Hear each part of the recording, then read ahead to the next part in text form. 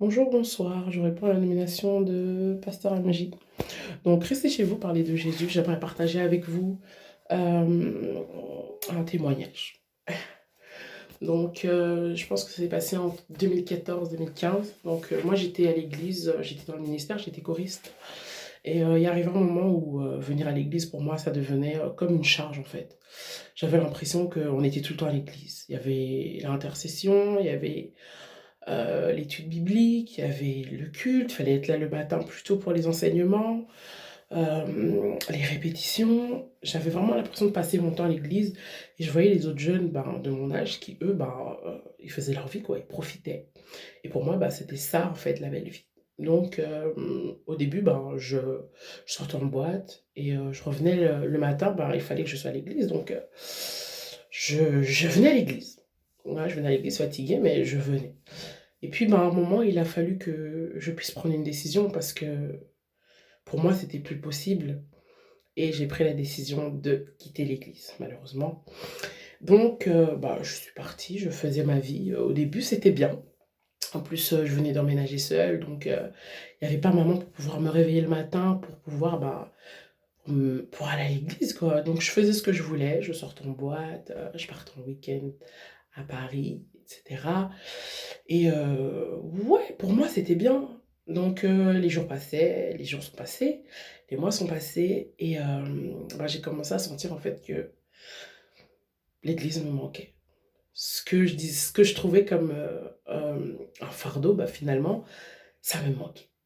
Donc il fallait que je retourne à l'église, mais je n'ai pas voulu retourner dans mon église. Donc j'ai commencé à fréquenter une église qui était pas très loin de chez moi et c'était bien, le culte, ça se passait très bien, c'était je ne vais pas dire comme chez nous, mais voilà, ça suivait à peu près la même chose que chez nous.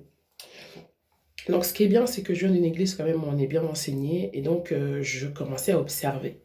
Donc vu que je cherchais à me rapprocher de Dieu, je venais à tous les programmes de l'église. Je voyais certaines choses qui, dans notre église à nous, ne seraient jamais tolérées. Ou voilà, du moins, voilà.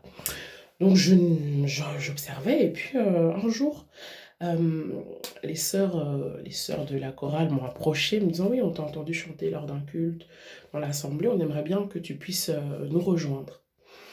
Donc moi j'ai dit: «Écoutez, je veux bien venir une fois à la répétition voir, mais voilà, sans plus».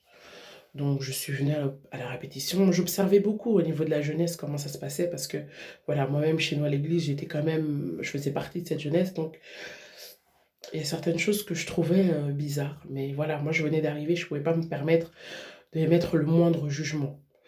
Donc je regardais, et puis un jour, je me suis dit: écoute, c'est vrai que je vais quand même dans cette église depuis un certain temps, je vais prier, je vais demander à Dieu si c'est vraiment là l'église dans laquelle il veut que je puisse le servir». Moi, j'étais quelqu'un du genre, je disais toujours: «Ouais, j'ai pas de vision, j'ai pas de songe, j'ai l'impression que Dieu me parle pas».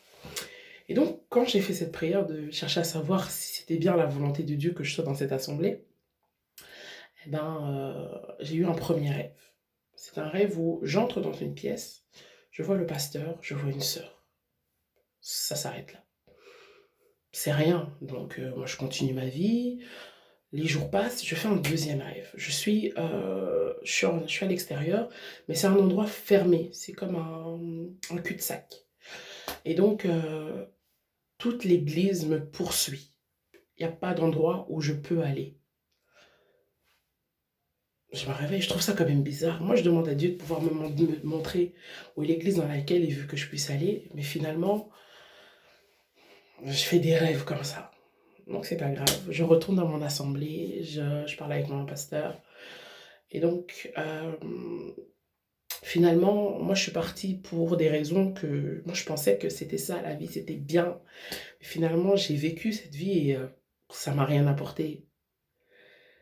La seule chose dont j'avais besoin, c'était pouvoir être auprès du Seigneur. Et donc, je remercie le Seigneur parce que ça aurait pu ne pas se passer comme ça. Mais je pense que même dans cette situation, il m'a permis d'apprendre quelque chose. J'ai tiré quand même certaines leçons de ça. Et des fois, nous, on pense que c'est bien pour nous, mais Dieu a un meilleur plan pour nous. Et donc, même si on ne voit pas, même si on a l'impression que, autant lui faire confiance. Moi, aujourd'hui, j'ai fait des erreurs, j'en ferai encore peut-être, sûrement. Mais voilà, je sais que l'amour de Dieu est là et que Dieu veille sur moi et que s'il m'a appelé, c'est pas pour rien. Et que donc il permettra pas que je puisse aller ou me perdre ailleurs. Voilà, j'espère que ça parlera à quelqu'un. Que Dieu vous bénisse.